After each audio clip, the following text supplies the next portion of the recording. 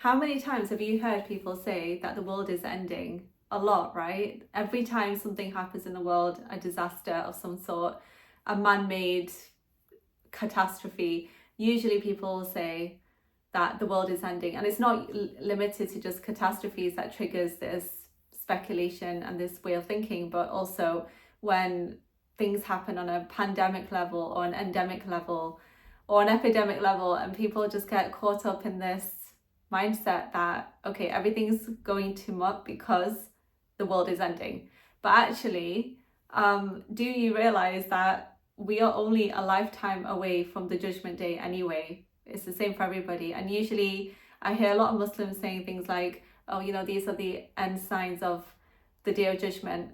But I think we need to spend more time working on our lives and working on our good deeds and focusing on what we can change and what we can do for ourselves and others, for our society, rather than worrying about when the world will end. Because when we focus our attention to something like that, then we are not placing our energy in the right place. You're going to feel down thinking that the world's going to be over anytime soon.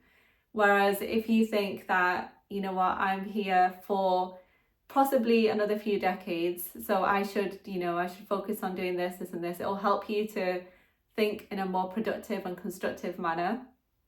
So yeah, we are only literally one lifetime away from the day of judgment. Why do I say that? Because on the day of judgment, we have been told in the Quran, and of course this is a message for Muslims, that when we wake up and when we rise from our graves, we're going to say that we've been asleep for just a day or a part of a day. So it doesn't matter if someone's passed away like 100 years ago or 1,000,000 years ago. It's going to be the same for everybody, because the concept of time in the unseen and the hereafter is different to our concept of time now on earth. It's totally different. It's probably more than our minds can fathom. But yeah, it's just something that we need to bear in mind, because we shouldn't get to a state or feeling of inaction because of something that we're predicting is going to happen when it's possibly not going to happen for another 5,000-10,000 years. We don't know that. I mean, I know that it's been maybe, around 1,500 years since the last prophet came. So of course, sometime the world will end. But now that the message has been passed on to everybody, anyone can access it from the internet. Of course, I'm talking about the Quran here.